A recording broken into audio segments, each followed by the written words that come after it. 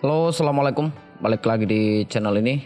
Nah, pada video kali ini saya akan membagikan tutorial lagi, yaitu tutorial tentang bagaimana sih cara menggabungkan dua koneksi internet dalam satu mikrotik yang outputnya nanti itu menjadi satu ya.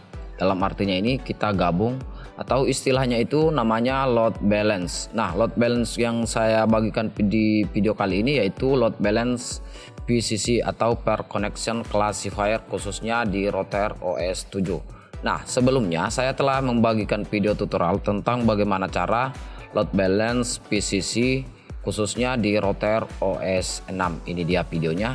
Bagi kalian yang ingin melakukan load balance di router OS versi 6 ya tonton saja video ini. Dan untuk yang ingin melakukan load balancing di router OS 7, nah ini dia video yang tepat kalian tonton. Nah, untuk memulai tutorialnya ada beberapa syarat serta topologi yang harus kita ketahui dulu sebelum melakukan penyetingan. Nah, seperti apa topologinya? Kita lanjut saja ya di syarat dan topologinya. Oke, kita lanjut di syarat load balance per connection classifier. Yang pertama yaitu pastikan masing-masing ISP gateway-nya berbeda. Di sini saya sudah melakukan penyetingan pada setiap ISP ya, supaya gateway yang masuk di mikrotik itu berbeda. Syarat yang kedua yaitu pastikan setiap ISP bandwidth-nya sama, contohnya ISP1 50 Mbps dan ISP2 50 Mbps ataupun 10 Mbps dan 10 Mbps. Kalaupun bandwidth-nya berbeda ya lain lagi settingannya. Terus di syarat yang ketiga yaitu menggunakan mikrotik router OS versi 7. Jangan menggunakan router OS versi 6 karena pada dasarnya di sini tutorialnya khusus untuk router OS versi 7.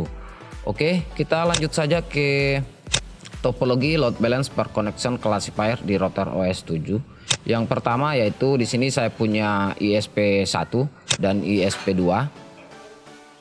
Terus saya punya mikrotik RB 4011 IGS dan di bawahnya ini saya tempatkan nanti di mikrotik RB 1100 AHX4 semisal ya. Terus di sini saya colokkan ISP1 melalui Ether 1 dan ISP2 saya colokkan melalui Ether 2. Dan nantinya ini akan saya ambil untuk outputnya itu melalui Ether 6 ke Ether 1 mikrotik 1100. Selanjutnya di pengaturan di mikrotik 4011 yang pertama yaitu port 1 ya, IP-nya didapat dari ISP secara otomatis ya dengan memanfaatkan fitur DHCP client. Begitupun untuk port 2 ISP2 IP-nya didapat secara otomatis. Selanjutnya di port 6 yang outputnya yaitu outputnya ke mikrotik 1100 dengan IP, saya menggunakan IP 192.168.50.1/24. Oke, selanjutnya topologinya sudah kita ketahui ya. Kita langsung saja melakukan penyetingan pada mikrotik. Setelah topologinya kita sudah ketahui, selanjutnya saya buka Winbox ya. Dalam hal ini kita akan meremote mikrotik RB 4011. Oke, saya coba buka Winbox. Sini saya coba refresh dan nampak jelas di sini sudah terdeteksi ya. Oke, saya coba connect, loginnya admin, passwordnya kosong, connect. Ini persis stabil jadi muncul kayak begini. Saya perbesar terlebih dahulu supaya lebih memudahkan kalian dalam mengikuti tutorial ini. Oke, yang pertama saya masuk dulu di interface ya untuk menamai masing-masing ether. Kita masuk, saya namai di sini sumber internet. Oke, ini sudah ada. Ini kita klik 2 kali lalu kita kasih nama ISP1. Oke, ini ISP2. Oke, sesuai topologi di Ether 6 ya, kita kasih nama LAN saja, LAN. Lalu kita kasih komen output ke mikrotik. Oke. Ini terlalu besar ya, saya perkecil dulu 1 kali. Oke, penamaan dari setiap ether sudah kita namai ya. Selanjutnya kita akan menambahkan IP dari setiap ISP. Caranya kita masuk di IP DHCP client. Di sini belum ada ya, kita tambahkan. masuk di DHCP, di interface-nya pilih ISP1, add the poll route, pilih no, lalu apply. Kita tunggu, ini sudah mendapatkan alamat IP ya, 192.168.100.2. Kita oke saja. Selanjutnya kita tambahkan juga untuk ISP2. Kita tambahkan di sini interface-nya kita arahkan ke Ether 2. Add the poll route, no saja, apply, oke. Dan di sini nampak jelas sudah mendapatkan IP, dan IP-nya itu atau gateway-nya itu berbeda ya. Ini nampak jelas di status gateway-nya 200.1 untuk ISP2 dan ISP1 100.1. Dan ini yang paling penting ya, supaya load balance-nya itu berjalan sesuai dengan keinginan. Oke, ini nampak jelas gateway-nya sudah berbeda. Selanjutnya kita masukkan dulu DNS-nya. Kita masuk di IP DNS. Di sini saya menggunakan DNS Google saja, 88. Secondary DNS-nya ya 88.44. Jangan lupa allow remote request dicentang ya. Oke. Oh ya, hampir lupa di awal video tadi. Terlebih dahulu saya perlihatkan dulu jenis router OS yang saya gunakan. Kita masuk sistem di resource. Nampak jelas di sini saya menggunakan RB4011. Dia itu versinya versi terbaru yang sekarang sejak video ini dibuat, yaitu versi 7.8 versi stabil. Oke, lanjut saja ke tutorialnya. Selanjutnya kita masuk di IP firewall. Lalu di firewall kita klik tab NAT untuk masquerade masing-masing ISP. Kita tambahkan di sini chainnya SCR-NAT, out interface ISP1, actionnya masquerade. Oke, kita apply. Lalu kita masquerade juga untuk ISP kedua. Kita copy, kita pilih di sini out interface ISP2, lalu di tab actionnya masquerade juga. Oke. Masing-masing ISP1 dan ISP2 sudah kita masquerade. Selanjutnya kita tambahkan IP untuk outputnya ya. Kita masuk di IP address. Sini sudah ada IP dari masing-masing ISP untuk inputnya. Sekarang kita tambahkan untuk IP outputnya sesuai topologi. Kita tambahkan ya, sesuai topologi saya menggunakan IP 192.168.50.1/24. Kita arahkan tadi ke Ether 6 LAN, apply, lalu oke. Di sini sudah ada ya untuk outputnya. Selanjutnya kita langsung saja menyeting untuk load balance-nya, khususnya di router OS versi 7. Selanjutnya kita langsung saja masuk di IP firewall. Nah, terlebih dahulu kita harus menambahkan address list sebelum kita membuat rule menjel di MikroTik kita, dalam hal ini untuk melakukan load balancing. Yang pertama kita masukkan address list, yaitu address list yang terdaftar masuk dan keluar. Nah, di sini ada 3 IP yang masuk dan keluar. Kita tambahkan semua ini. Kita langsung saja plus, lalu kita kasih nama IP lokal ya. Ini IP-nya untuk ISP1 192.168.100.0/24. Ini ranknya mulai dari 1 sampai 254, makanya /24 ya. Kita apply, lalu kita copy lagi untuk ISP kedua yaitu 200. Kita apply, lalu kita copy lagi untuk outputnya yaitu sesuai topologi kita menggunakan 50. Oke, apply, oke. Nah, masing-masing IP input dan output sudah ada ya. Selanjutnya kita langsung saja melakukan penyetingan di menjel, dalam hal ini untuk melakukan load balancing per connection classifier di router OS 7. Kita masuk di tab menjel. Selanjutnya kita buat dulu rule untuk membypass IP yang masuk dan IP yang keluar ya. Kita tambahkan di tab general chainnya pre-routing, destination address list Di sini kita pilih address list ya, karena ada beberapa IP yang sudah kita buat tadi. Kita pilih IP lokal. Selanjutnya di tab action, actionnya kita pilih accept, lalu apply, kita kasih komen bypass IP address. Kita oke. Nah, di sini untuk bypassnya sudah ada ya. Selanjutnya kita buat rule.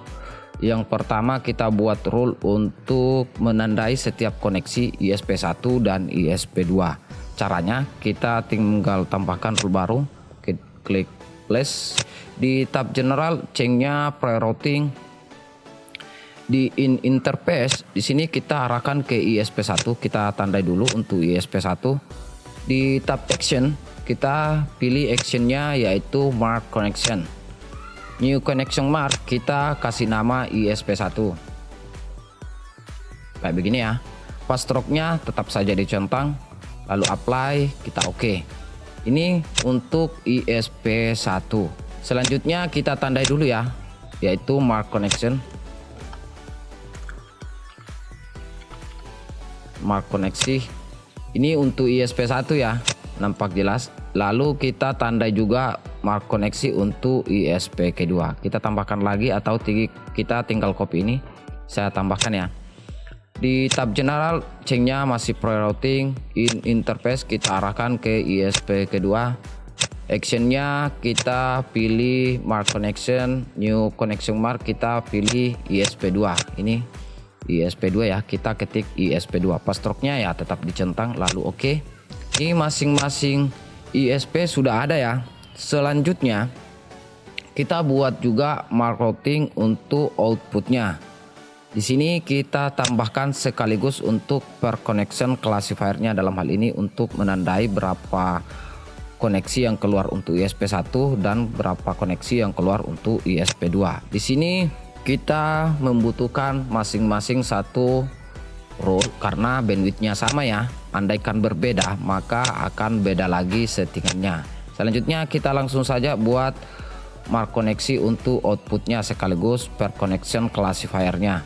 Kita tambahkan di tab general change-nya pre-routing. Di interface ya kita arahkan untuk outputnya Ether 6 ya. Lalu di tab advance kita langsung saja pilih per connection classifier. Di sini ada beberapa item. Di sini kita langsung saja klik di sini, pilih boot address and ports. Karena ada dua koneksi yang sama, kita klik di sini saja dua. Di sini tetap 0. Langsung masuk saja di tab action. Di actionnya kita pilih mark connection. Karena ini untuk ISP1 maka kita arahkan ke ISP1. Password-nya tetap dicentang, lalu apply. Selanjutnya kita copy untuk mark connection ISP kedua, kita tinggal copy. Lalu di tab general change-nya masih pre-routing. Interface ya ke Ether 6 LAN. Di tab advance di sini per connection classifier sudah kita isi, lalu kita tinggal ganti 0 di sini menjadi 1 untuk ISP kedua. Di tab actionnya mark connection, new connection mark, kita pilih ISP kedua, lalu apply, oke. Selanjutnya untuk mark koneksi sudah selesai ya. Kita buat mark routing untuk masing-masing ISP yang outputnya nanti itu keluarnya di Ether 6 LAN. Nah, caranya kita buat rule baru, kita tambahkan lagi. Di general change-nya masih pre-routing. In interface kita arahkan ke Ether 6 LAN. Di mark connection sini kita arahkan ke ISP1 terlebih dahulu ya. Selanjutnya di tab action kita pilih actionnya mark routing. Di sini tidak seperti router OS 6, kita bisa ketik di sini untuk new routing mark. Nah, berbeda di router OS 7. Sini kita tidak bisa mengetik apa-apa ya. Jadi caranya ini jangan di skip ya. Caranya kita tinggal masuk di sini di menu, di routing, lalu table. Selanjutnya di sini nampak jelas cuman ada satu pilihan main seperti yang kita lihat tadi di sini. Kita tambahkan ya untuk masing-masing ISP 1 dan ISP kedua. Kita tambahkan, Lalu kita kasih nama con ISP1. Semisal nih ya, ini tergantung kalian mau kasih nama apa. ISP1. Lalu jangan lupa dicentang FIB-nya ini supaya ini tujuannya nampak ada pilihan di sini di new routing mark. Kalau tidak dicentang maka tidak akan tersedia di sini nantinya. Jadi saya centang ya. Lalu apply, kita copy. Kita kasih nama untuk ISPK2 juga, yaitu con ISPK2. Jangan lupa dicentang, oke. Nah, koneksi ISP1 dan ISP2 sudah ada ya. Kita bisa tutup ini. Selanjutnya kita beralih di rule yang tadi. Di sini mark routingnya, lalu new routing mark kita pilih ini koneksi ISP1 sudah ada kan. Passwordnya ya tetap saja dicentang, lalu apply. Ini untuk ISP1. Lalu kita buat mark routing untuk ISPK2. Kita tinggal copy. Ini saya oke saja ya. Kita tinggal copy atau kita buat yang baru. Di sini saya buat baru saja supaya penjelasannya lebih dipahami ya. Saya buat baru di tab general, change-nya pre-routing in interface mengarah ke Ether 6 LAN mark connection ya, karena ini sudah kita buat untuk ISPK2. ISP1 sudah ada ya. Lalu selanjutnya di tab actionnya mark connection mark routing maksudnya. Lalu new routing mark, di sini kita pilih koneksi ISPK2 karena memang untuk ISPK2 ya. Passwordnya ya tetap dicentang, lalu oke. Nah, masing-masing mark routing untuk ISP1 dan ISPK2 sudah ada. Selanjutnya di rule yang terakhir untuk ISP1 dan ISPK2, yaitu kita buatkan rule output. Langsung saja kita buat rule baru. Di sini di tab general, change-nya output. Langsung masuk di connection mark, kita pilih untuk ISP1 terlebih dahulu. Lalu di actionnya kita pilih action mark routing. Lalu new routing mark kita arahkan lagi ke koneksi ISP1 karena ISP1 yang kita pilih di sini. Lalu kita oke. Ini untuk routing ISP1 dalam hal ini outputnya ya. Kita buat untuk ISPK2 di tab general, change-nya masih sama output di mark connection.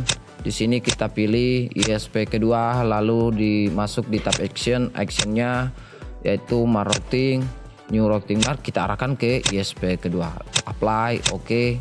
Dan sampai di sini sudah selesai untuk pengaturan menjelnya. Sangat singkat ya. Kita kasih nama dulu mark routing. Sudah selesai ya. Ini masing-masing ISP1 dan ISP2 sudah selesai. Selanjutnya kita masuk di IP. Dalam hal ini kita akan meroute masing-masing ISP yang kita sudah tandai. Kita masuk di route. Lalu kita buat rule baru. Di sini buat rule baru kita buat dulu untuk ISP1 192.168.100.1. Lalu apply. Kita copy untuk ISPK2 200 ya. Distance-nya di sini 2. Apply, oke. Sini sudah ada AS dan S, ini sebagai backupnya ya. Nantinya ketika koneksi ISP1 mati akan diarahkan langsung ke koneksi ISP2. Lalu selanjutnya kita buat route untuk mark routing masing-masing ISP. Kita buat rule baru. Di gateway-nya masukkan ISP1 terlebih dahulu 192.168.100.1. Kita cek gateway sama dengan ping. Distance-nya sama dengan 1. Di routing tabel ya kita arahkan ke ISP1. Ini untuk ISP1 ya. Kita apply lalu oke. Lalu kita arahkan juga untuk ISPK2. Ini tidak jelas ya. Saya perjelas dulu untuk mark routingnya. Routing mark, routing tabel sini. Nampak jelas ya. Koneksi ISP1. Untuk koneksi ISPK2 kita tambahkan juga. Kita tinggal tambah. Sini kita masukkan gateway-nya 192.168.200.1. cek gateway kita ping, di stage-nya sama dengan 1, routing tabelnya kita arahkan ke ISP kedua karena ISP kedua. Kita apply, oke. Lalu kita kasih nama di sini ya, supaya lebih memudahkan dalam pengaturan nantinya. Routing mark. Oke. Nah, masing-masing ISP1 dan ISP kedua kita sudah buat route list untuk routing marknya. Selanjutnya kita buat juga routing untuk file overnya. Dalam hal ini backup ya. Jika ISP1 mati, maka koneksi routing koneksi ISP1 akan diarahkan ke ISP kedua supaya jaringan yang keluar itu lebih stabil. Kita buat untuk file overnya. Kita buat rule baru. Di sini kita masukkan IP gateway ISP1 terlebih dahulu 192.168.100.1. Lalu cek gateway kita ping, di stage-nya sama dengan 0 karena ini merupakan file over atau backup. Lalu di routing tabel kita arahkan ke ISP kedua. Dalam hal ini ketika ISP1 mati, maka routing tabelnya itu akan diarahkan ke ISP kedua. Begitupun sebaliknya ya, ini untuk file over ISP1. Dalam hal ini ketika ISP1 mati akan diarahkan langsung ke ISP kedua. Lalu kita buat rule baru untuk ISP kedua, kita apply lalu copy. Kita masukkan ISP kedua gateway-nya 200. Lalu distance-nya sama dengan 2, ping-nya tetap ya. Cek gateway-nya kita tetap ping. Lalu di routing tabelnya kita arahkan ke ISP1. Dalam hal ini ketika ISP2 mati, maka routing tabelnya itu atau koneksi untuk ISP2 itu akan dialihkan ke ISP1. Ini namanya file over. Lalu kita apply, oke. Nah, sampai di sini sudah selesai ya pengaturannya. Kita tinggal menyeting untuk outputnya supaya klien yang di bawahnya itu mendapatkan koneksi internet. Terlebih dahulu saya kasih komen dulu ini file over. Oke, sudah selesai ya. Selanjutnya kita buat DHCP klien supaya klien di bawahnya itu atau koneksi yang keluar dari Ether 6 itu dapat internet seperti yang saya colokkan di komputer saya ini, yaitu tercolok langsung di Ether 6. Kita buat DHCP saja ya, karena IP-nya sudah ada, langsung saja masuk di IP DHCP server. Lalu di sini di DHCP kita klik. Kita tidak usah membuat tambahkan yang baru karena di sini ada fitur yang namanya DHCP setup. Kita tinggal klik di sini DHCP setup. Kita arahkan ke Ether 6. Kita next. Lalu ini range-nya saya taruh 5 saja ya. Untuk range IP-nya 2 sampai 5. Kita next. Lalu ini list time-nya saya kasih 1 hari saja, 1 day. Next, dan setup has complete successful. Oke, di sini nantinya komputer kita sudah mendapatkan IP dari MikroTik. Kita cek di list. Terlebih dahulu saya cek dulu ya LAN-nya. Cek adapter option. Ini saya disable dulu. Lalu di sini saya coba periksa dulu. Kebetulan tadi saya baru flashing atau net install MikroTik saya. Sini saya otomatis ya. Oke. Lalu kita cek di sini statusnya detail sudah mendapatkan alamat IP sesuai yang kita terapkan di MikroTik ya. Itu 192.168.50.5. Kita tinggal close. Lalu selanjutnya kita coba apakah load balance ini sudah sukses kita terapkan di router OS 7 atau bagaimana. Maka selanjutnya kita langsung saja buka Chrome untuk melakukan speed test. Oke, saya buka Chrome. Saya melakukan speed test dulu ya. Speed test net. Kita masuk di interface. Di sini nampak jelas TX RX-nya. Kita perhatikan di sini ya, ISP1 dan ISP kedua. Kita coba refresh.